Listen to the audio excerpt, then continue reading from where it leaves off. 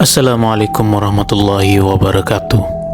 Selamat datang di channel Cerita Astral, channel yang menyajikan cerita rakyat dan urban legend di setiap pelosok Nusantara. Channel yang selalu menjadi teman menuju tidur Anda. Sebelum saya melanjutkan ceritanya, jangan lupa dukung channel ini dengan cara like setiap videonya dan klik tombol subscribe, lalu nyalakan lonceng notifikasinya agar tidak ketinggalan cerita-cerita seram selanjutnya. Tarik selimut kalian, pasang headset, dan putar ceritanya. Bekasi, awal September.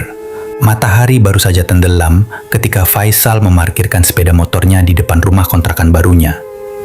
Di belakangnya, Yani, istrinya, turun sambil membawa tas belanja berisi perlengkapan dapur. Rumah itu tampak sederhana, cat dindingnya putih pucat dengan pintu kayu yang sudah mulai mengelupas di bagian bawah. 2 kamar, 1 ruang tamu dan dapur kecil yang terhubung langsung ke halaman belakang yang masih berupa kebun. Rumput liar tumbuh bebas dan aroma lembab samar-samar menyusup dari sela-sela ventilasi tua. "Murah banget ya mas, setahun cuma 1.800.000, kata Yani, berusaha tersenyum meski matanya memandangi langit-langit yang sedikit menghitam di sudutnya. Faisal mengangguk sambil menyalakan lampu ruang tamu yang redup. "Ya lumayan buat kita yang baru nikah, daripada ngontrak di tempat yang sempit tapi mahal." Suara cicak besar hutan dari dalam rumah seakan ikut menyambut mereka. Lantainya dingin ketika Faisal melepas sepatunya dan melangkah masuk lebih dalam. Suasana rumah itu tenang, terlalu tenang. Tak ada suara tetangga, tak ada lalu lalang kendaraan. Hanya suara angin yang sesekali menggoyangkan daun di kebun belakang. Yani membuka jendela kamar yang akan mereka tempati. Udara malam segera masuk, membawa aroma tanah basah yang entah kenapa terasa menusuk. "Mas, belakang rumah itu kebunnya, kok kayak sepi banget?" tanya Yani sambil menatap keluar jendela. "Iya, waktu lihat tempat ini, kata pemiliknya itu tanah kosong. Jarang ada orang lewat, enak kan, nggak berisik." Yani hanya mengangguk, tapi hatinya tidak sepenuhnya setuju. Ia merasa ada yang aneh. Rumah itu terlalu sunyi, terlalu murah, dan terlalu dingin. Malam pertama mereka di kontrakan itu diisi dengan mengatur barang, makan seadanya, lalu tidur cepat karena kelelahan. Namun tepat tengah malam, Faisal terbangun. Ia merasa ada suara berisik dari arah kebun belakang, seperti ranting patah, atau seperti suara kain yang terseret pelan di tanah. Ia duduk menajamkan pendengaran, tapi suara itu sudah tak ada. Mungkin cuma tikus, pikirnya. Ia kembali rebah di samping Yani yang tampaknya tidur nyenyak.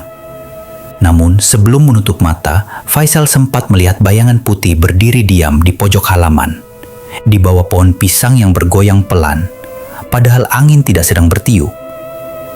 Hari-hari pertama di kontrakan baru itu berjalan biasa saja. Yani mulai terbiasa dengan suara serangga dari kebun belakang, bau tanah yang sedikit apel, dan suasana sepi yang justru dirasa menyenangkan setelah penatnya hiruk-pikuk Jakarta yang dulu mereka tinggali. Faisal pun kembali bekerja di pabrik menjalani jadwal 3 shiftnya yang bergantian tiap minggu. Minggu pertama, Faisal dapat giliran malam.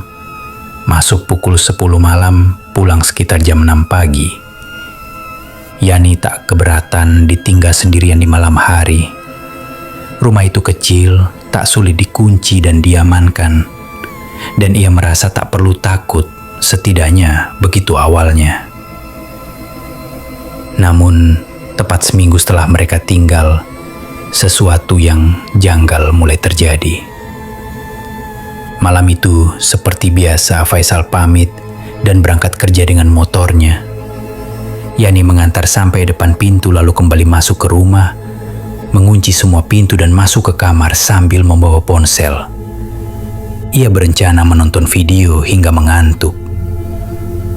Tapi saat jam menunjukkan pukul 11 lebih sedikit, Yani mendengar sesuatu. Duk, satu ketukan pelan tapi berat.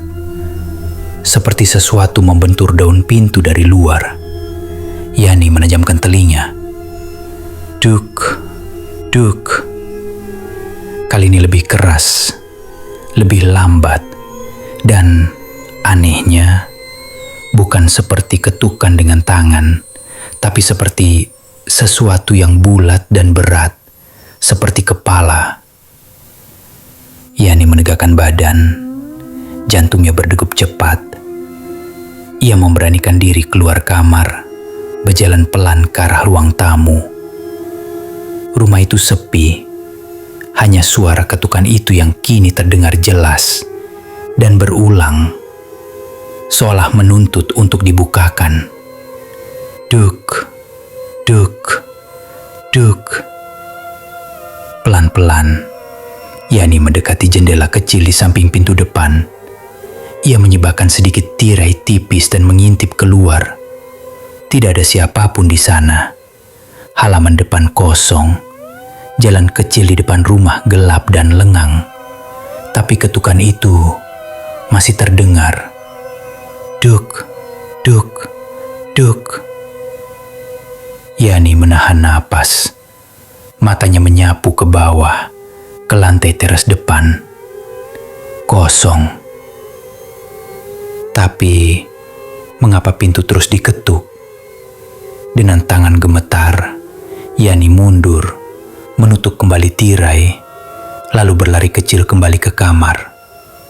Ia mengunci pintu kamar, menyelimuti diri, dan memeluk bantal sambil berdoa dalam hati.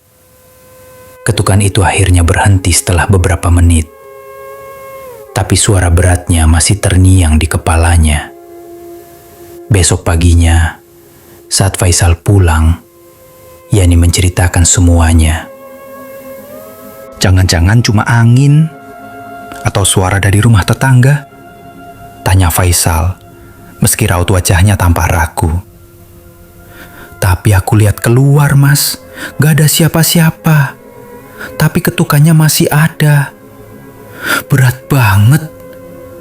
Kayak dipukul pakai kepala." Faisal diam sejenak, lalu memeluk Yani.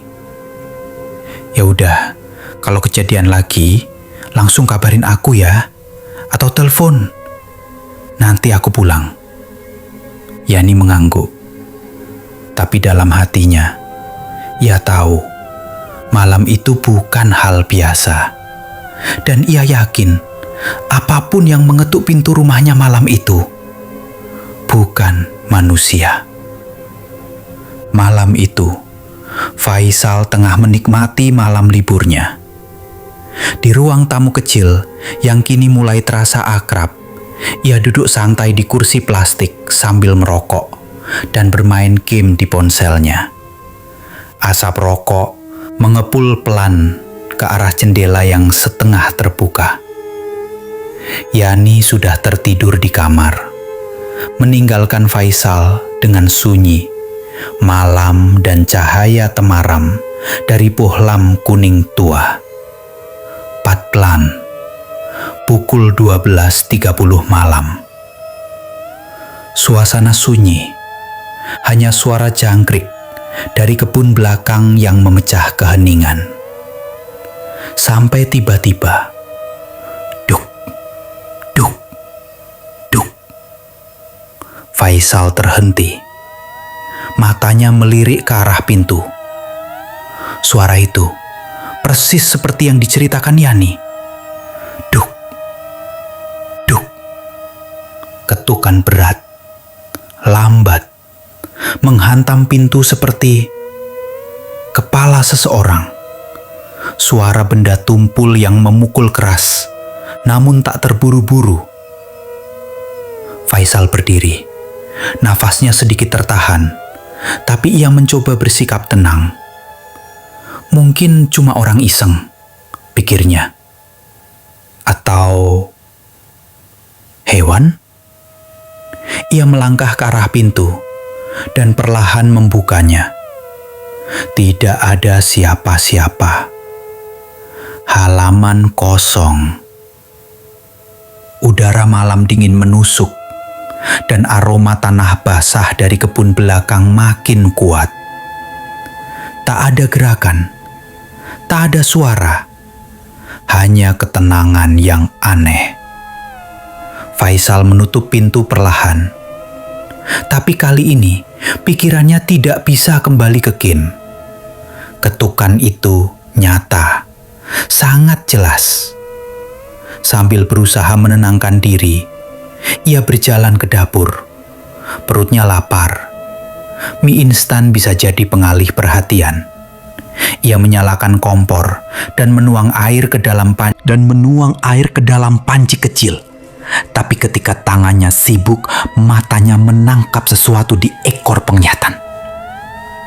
Sosok putih, tinggi, diam, berdiri tak jauh dari dapur. Faisal menahan napas. Ia tidak langsung menoleh. Jantungnya berdebar, keringat dingin mulai merembes di pelipis. Cerot, cerot.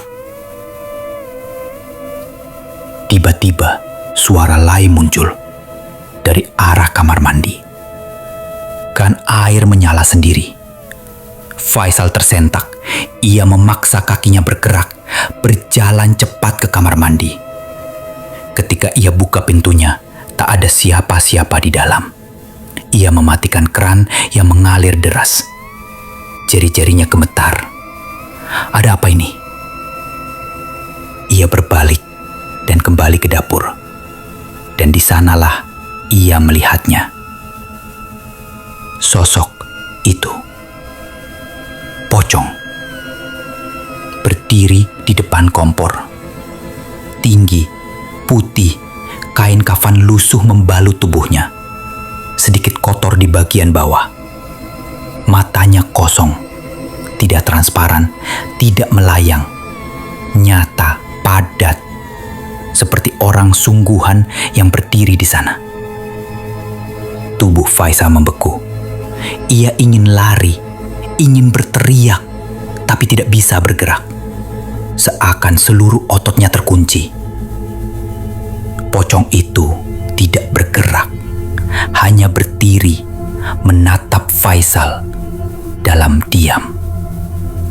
Kemudian, "Mas, ngapain berdiri di situ?" Suara Yani dari belakang membuat Faisal terlompat kaget. Ia menoleh cepat, dan saat menoleh kembali ke dapur, sosok itu sudah tidak ada. Faisal masih terengah-engah. Yani memandangnya bingung. "Mas mau kemana?" tanya Yani. Enggak. Kamu kenapa bangun?" Faisal berusaha meredakan nadanya. "Aku mau ke kamar mandi." Faisal mengangguk cepat. "Hati-hati ya." Ia tidak bercerita apapun pada Yani. Tidak tentang ketukan, tidak tentang keran yang menyala sendiri, dan tidak tentang sosok pocong yang berdiri di depan kompornya. Ia tahu kalau ia cerita, Yani mungkin tidak akan pernah bisa tenang sendirian lagi saat ia harus kerja malam. Dan Faisal belum tahu bahwa itu baru permulaan. Sejak malam itu, Faisal tidak pernah bisa melihat dapur dengan cara yang sama. Setiap ia melewati kompor, entah mengapa tengkuknya selalu terasa dingin. Seperti ada yang berdiri di belakangnya, menatap, menunggu. Namun ia tetap memilih diam. Yani masih belum tahu apa yang benar-benar terjadi malam itu. Ia hanya tahu suaminya mendadak jadi lebih sering tidur di kamar. Dan jarang begadang seperti biasanya. Minggu berikutnya, Faisal kembali masuk kerja malam. Yani kembali harus sendirian di rumah dari jam 10 malam. Tapi setelah kejadian ketukan yang pertama, Yani jadi lebih waspada. Setiap kali Faisal berangkat, ia akan memastikan pintu dan jendela terkunci rapat. Tirai ditutup, lampu kamar dinyalakan sepanjang malam. Kadang ia menyalakan TV kecil untuk menghilangkan sepi. Namun ketukan itu tidak pernah benar-benar berhenti. Malam ketiga setelah Faisal kembali ke jam malam, suara itu datang lagi. Tuk, tuk, tuk. Yani terbangun. Tapi kali ini ia tidak keluar kamar. Ia hanya duduk di ranjang menggenggam ponsel, mendengarkan detak jantungnya sendiri berlomba dengan ketukan pintu yang perlahan makin keras. Ia menutup telinga dengan bantal. Ketika suara itu akhirnya hilang, ia mencium sesuatu yang aneh. Bau kain basah. Bau itu datang entah dari mana, seperti kain yang sudah lama direndam dan mulai berjamur. Bau yang sangat menyengat hingga membuatnya mual. Pagi harinya ia menyapu rumah dan mendapati jejak aneh di lantai dekat pintu depan. Seperti bekas lumpur yang menempel, bulat, dan tidak beraturan. Seperti bekas sesuatu yang diseret. "Mas, kamu bawa tanah ke dalam rumah ya semalam?" tanya Yani saat Faisal pulang kerja. Faisal melihat jejak itu. Ia tahu itu bukan dari sepatunya. Tapi lagi-lagi ia hanya mengangguk. "Ya, lupa bersihin." Malam harinya kejadian aneh datang lagi, tapi kali ini lebih dekat. Yani sedang mencuci piring di dapur saat tiba-tiba ia merasa ada yang berdiri di ambang pintu kamar mandi. Tanpa menoleh, ia bisa merasakan kehadirannya. Sunyi mendadak, suara jangkrik lenyap. Ia bisa mendengar napas atau sesuatu yang bernafas lewat kain. Lirih, berat. Lalu terdengar bisikan, lembut, hampir seperti gumaman, tapi jelas berasal dari balik pintu kamar mandi yang sedikit terbuka. Yani membalik badan cepat, dan tidak ada siapapun di sana. Tapi cermin di dinding kamar mandi berembun, padahal tidak ada yang mandi dan udara tidak lembab. Di permukaan kaca itu, samar-samar tampak bekas jari, seperti ada yang menggambar 5 garis vertikal, seperti tanda cakar. Malam itu, Yani tidak tidur. Ia hanya duduk di ranjang, menggenggam tasbih dan menunggu pagi. Dalam hati, ia mulai bertanya-tanya, rumah ini kenapa bisa semurah itu? Dan siapa yang dulu tinggal di sini sebelum mereka? Pagi datang dengan lambat. Matahari seperti enggan menyinari rumah kecil di sudut gang itu. Yani masih terjaga ketika azan subuh berkumandang. Wajahnya pucat, matanya merah karena semalaman tak tidur. Faisal yang baru pulang kerja terkejut melihat istrinya duduk di pojok ranjang sambil memeluk lutut. "Ya Allah, kamu kenapa, Yan?" Yani hanya menggeleng pelan. Air matanya mulai mengalir tanpa bisa dicegah. "Aku dengar suara. Mas, ada bisikan dari kamar mandi. Terus cerminnya berembun. Ada jejak jari. Aku gak ngerti, Mas, aku takut." Faisal langsung memeluk istrinya. Tapi sekali lagi, ia tidak menceritakan apa yang pernah ia alami. Ia hanya membatin. Mereka mulai menunjukkan diri ke Yani. Malam harinya giliran Faisal mendapat shift pagi, membuat Yani sendiri di rumah lebih awal. Tapi setelah kejadian kemarin, ia jadi lebih waspada. Televisi ia nyalakan lebih keras. Air wudhu selalu disiapkan sebelum tidur. Doa-doa ia baca berulang-ulang. Namun malam itu, semua perlindungan terasa sia-sia. Jam menunjukkan pukul 11 ayat 45 malam. Yani baru saja mematikan televisi dan hendak berbaring saat ia mendengar suara dari luar jendela ruang tamu. Kresek, kresek. Suara seperti daun-daun kering yang berinjak. Langkah pelan. tapi berat. Seperti sesuatu yang melompat-lompat, bukan berjalan. Yani diam. Ia menahan nafas. Lalu terdengar du, du, du. Ketukan di pintu depan. Kali ini lebih keras dari sebelumnya. Yani menahan isak. Tapi rasa penasaran, atau mungkin naluri bertahan hidup, mendorongnya untuk bangkit dan berjalan pelan menuju jendela ruang tamu. Dengan tangan gemetar, ia menyibakkan sedikit tirai. Dan di sanalah ia melihatnya. Sosok itu. Pocong. Tinggi. Kafan putihnya kotor dan basah, menempel di tanah. Kepalanya miring sedikit ke kanan. Wajahnya membusuk. Kulitnya gelap kehijauan, melepuh. Matanya kosong dan dalam, namun tajam. Menatap langsung ke arah jendela, menatap langsung ke mata Yani. Yani langsung tersentak mundur. Ia menjerit tanpa suara. Mulutnya terbuka lebar, tapi tidak ada yang keluar. Tubuhnya lemas. Ia terduduk di lantai. Duk, duk, duk. Ketukan di pintu semakin keras, seperti kepala besar yang menghantam berulang-ulang. Duk, duk, duk. Yani merangkak ke arah kamar, mengunci pintu, dan menyelimutkan diri di pojokan. Ia menutup telinga, menangis, menggigil.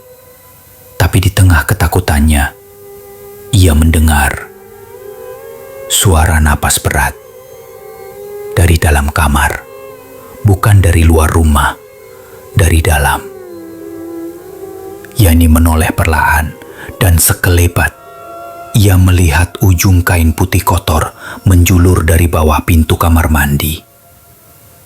Besok paginya, Faisal pulang dan mendapati Yani demam tinggi, bibirnya kering dan pandangannya kosong. Ia hanya menggumam pelan, berulang-ulang. Dia lihat aku. Dia lihat aku. Faisal tak lagi bisa diam. Malam itu, ia keluar rumah, mencari salah satu tetangga yang rumahnya agak jauh di ujung gang. Seorang pria tua bernama Pak Rono. Dan ketika Faisal menyebut alamat kontrakannya, Pak Rono langsung menatapnya lama. Wajahnya mendadak berubah tegang. Lalu ia berkata pelan, hampir seperti berbisik. "Nak, rumah itu seharusnya tidak dihuni siapapun lagi." Malam setelah Yani melihat sosok pocong itu dari jendela, suasana rumah terasa berubah. Udara menjadi lebih dingin dari biasanya. Bahkan ketika siang pun, rumah itu terasa lembab, seperti sedang berada di bawah tanah. Dinding ruang tamu kadang berembun dan bau aneh, campuran tanah basah, kain tua, dan bunga melati layu mulai tercium, terutama saat menjelang malam. Faisal tidak jadi menemui Pak Rono malam itu karena Yani demam tinggi. Ia lebih memilih berjaga di sisi istrinya. Tapi malam itu adalah malam terburuk mereka. Pukul 1 dini hari, Faisal sedang tertidur di lantai kamar karena Yani menempati ranjang. Lampu kamar menyala, namun temaram. Suasana sunyi, sangat sunyi, hingga Faisal bisa mendengar detak jam dinding dengan sangat jelas. Tik, tik, tik. Lalu, kriet. Faisal mundur satu langkah, berdiri di depan ranjang. Yani masih tidur, belum sadar.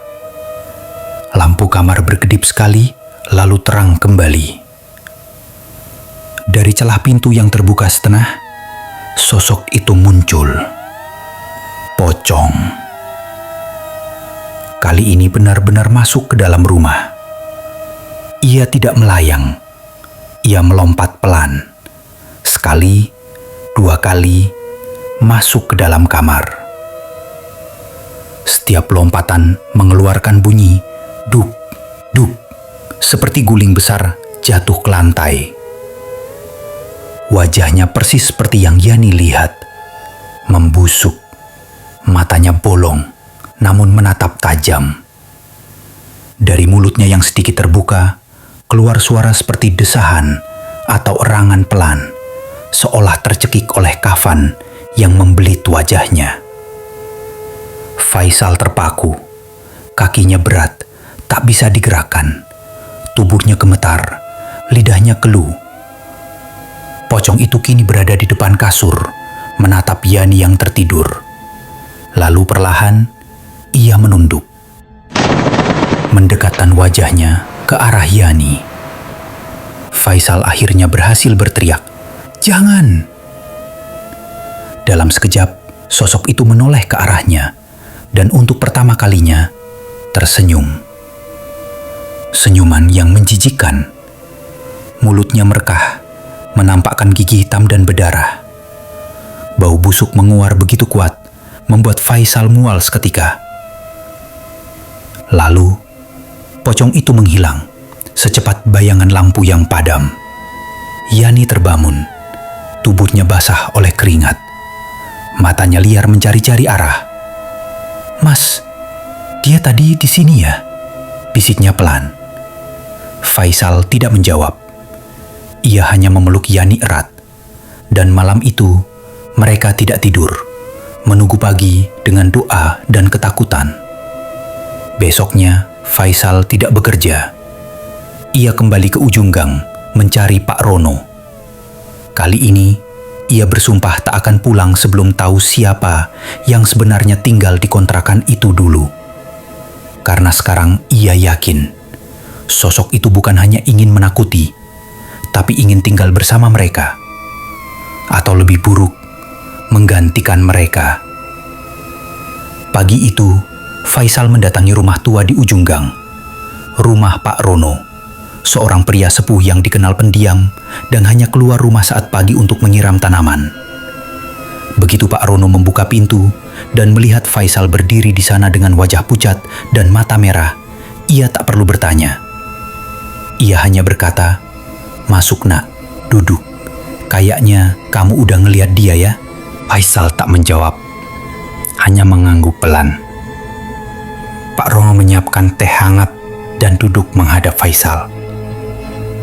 Suaranya rendah, pelan, dan berat, seperti menahan beban yang sudah lama disimpan. Dulu, rumah itu ditempati sepasang suami istri juga. Namanya Pak Mahdi dan Bu Rita. Sama kayak kamu, mereka baru nikah. Rumah itu masih bagus waktu itu. Gak lembab, gak aneh. Tapi istri Pak Mahdi gak bisa punya anak. Dan dia mulai stres, sering bengong, sering ngomong sendiri. Faisal menelan ludah. Jantungnya berdetak makin cepat.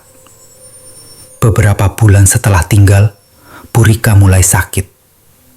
Bukan sakit biasa, tapi kayak kerasukan. Setiap malam teriak, lalu diem. Kadang nangis, kadang ketawa sendiri. Pak Mahdi sempat bawa dukun, tapi gak berhasil. Pak Rono menatap Faisal lama, lalu melanjutkan. Sampai suatu malam, tetangga dengar suara orang nangis dari rumah itu. Tapi bukan suara perempuan, suara laki-laki. Berat, dalam, kayak dari kubur. Besok paginya, Bu Rika gantung diri di kamar mandi. Faisal teranyak. Ia ingat jelas.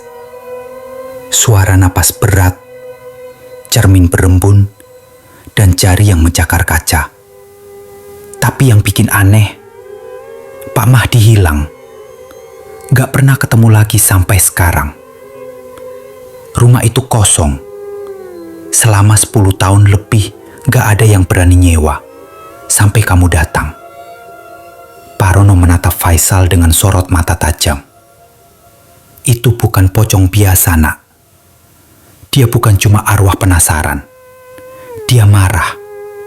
dan dia terikat sama rumah itu. Dia benci pasangan suami istri. Dan kalau kamu udah lihat mukanya, berarti kamu udah dipilih. Faisal diam. Tangannya gemetar di bawah meja. Pikiran berkecamuk. Saya bilang jujur, kamu harus pindah. Malam ini juga kalau bisa. Kalau kamu tunda, dia makin kuat. Gangguan makin sering. Dan dia gak cuma nunjukin diri. Dia bisa masuk, merasuk. Faisal menunduk. Suaranya lirih. Tapi uang kami pas-pasan, Pak. Saya belum tahu harus tinggal di mana. Pak Rono berdiri, berjalan ke lemari tuanya, dan mengambil sebuah buntalan kecil berisi daun kering dan kain kuning yang digulung. Ini bukan solusi, cuma penahan sementara, taruh di pojok rumah. Tapi ingat, bukan buat selamanya. Ini cuma beli waktu. Sebelum Faisal pergi, Pak Rono menggenggam bahunya dan berkata, "Rumah itu udah dikunci dari lama. Tapi kamu bukain lagi pintunya. Sekarang terserah kamu. Mau keluar atau dikunci di dalam selamanya." Malam itu, Faisal pulang. Ia belum bilang apa-apa ke Yani yang masih lemas dan ketakutan. Tapi satu hal yang ia tahu pasti, waktunya sudah hampir habis dan makhluk itu belum selesai.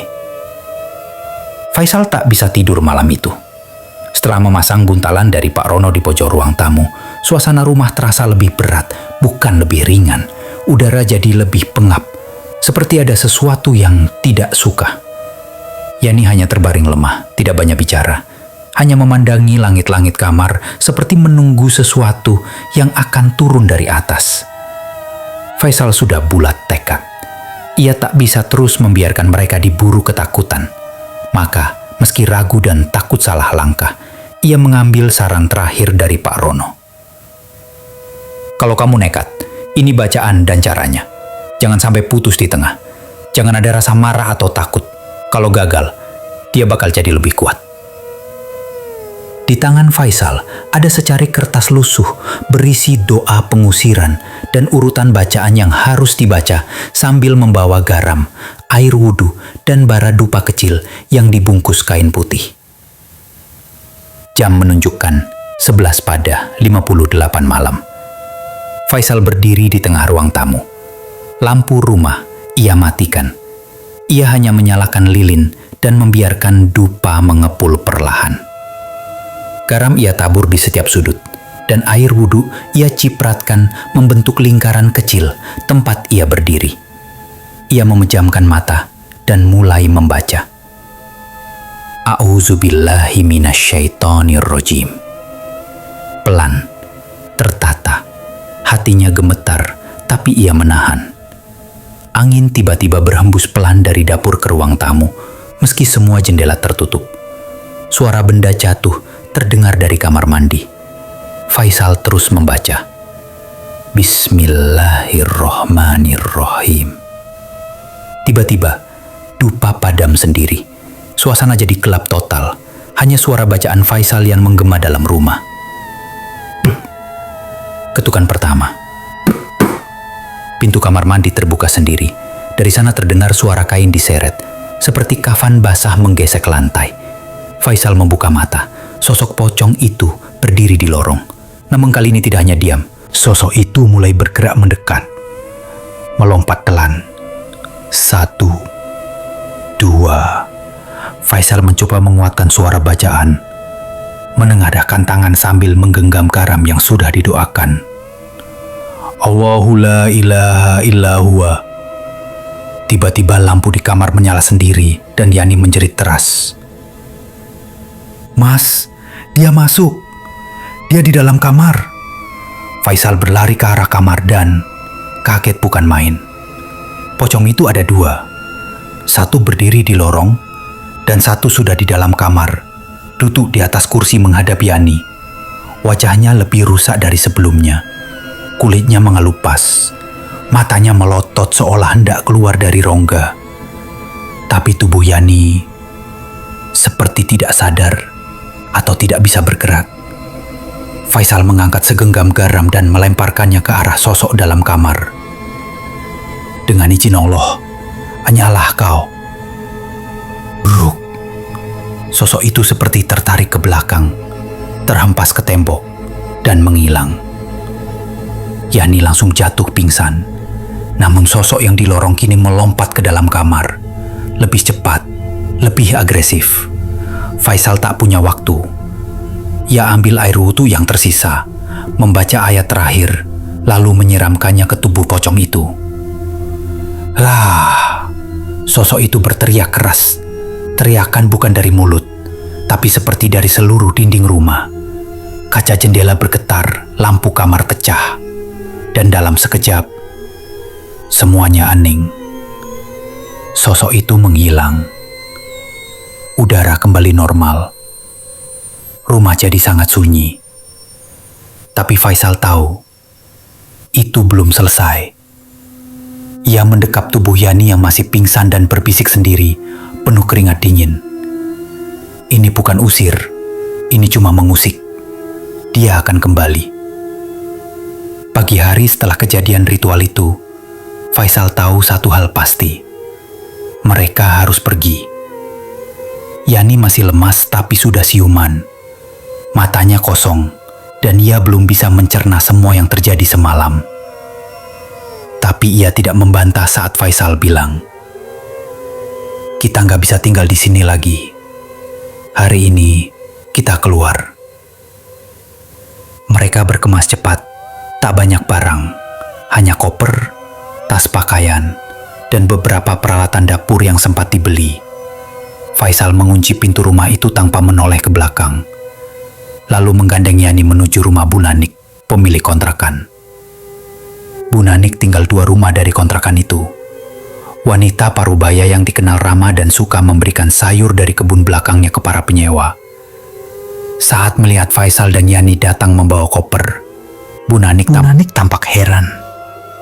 "Loh, Mas Faisal, Mbak Yani, kenapa kok buru-buru keluar? Belum ada sebulan kan?" Faisal menunduk sebentar, lalu menjawab pelan.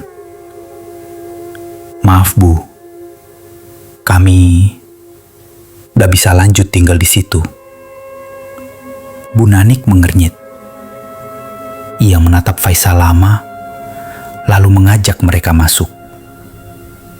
"Kalau soal bayar atau apa-apa, bilang aja Mas. Jangan sungkan. Tapi jujur aja, saya mau tanya. Kalian ngalamin sesuatu ya di rumah itu?" Faisal diam. Yani menunduk dan mulai gemetar lagi.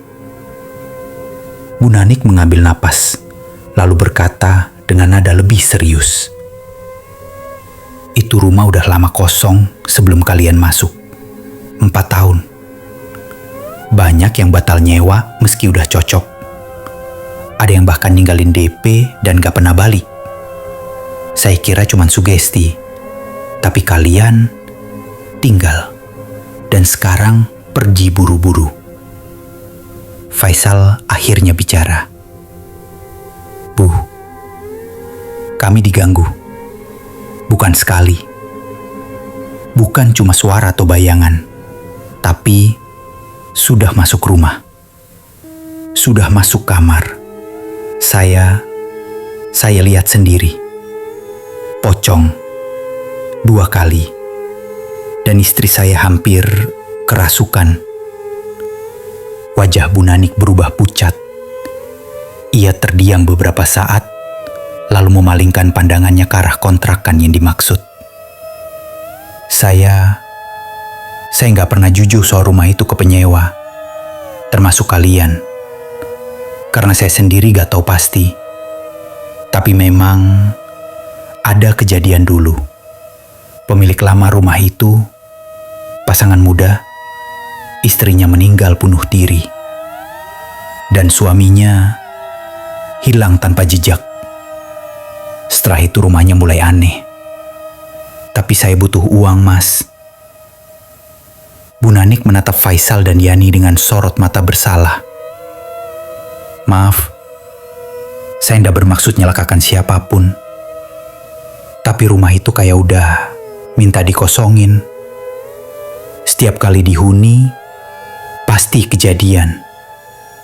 Faisal menatap Bu Nanik dalam-dalam dan berkata, "Kalau ibu sayang nyawa ibu, kosongin rumah itu.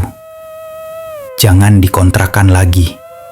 Biarkan kosong atau bakar sekalian." Bu Nanik hanya bisa mengangguk pelan. Saat Faisal dan Yani melangkah pergi, angin mendadak bertiup kencang, daun-daun berjatuhan dari pohon di belakang rumah, dan dari balik jendela yang pecah, ada sesuatu yang menatap mereka pergi. Mereka memang keluar, tapi sosok itu sudah menandai mereka. Kadang meninggalkan tempat tidak selalu berarti bebas. Demikian kisah astral hari ini, semoga kalian terhibur dan bisa tidur nyenyak. Terima kasih sudah menonton sampai habis. Jangan lupa bantu dukung kami dengan cara klik tombol like dan tombol subscribe, agar kami selalu semangat dan menghibur kalian dalam mengantar tidur kalian. Wassalamualaikum.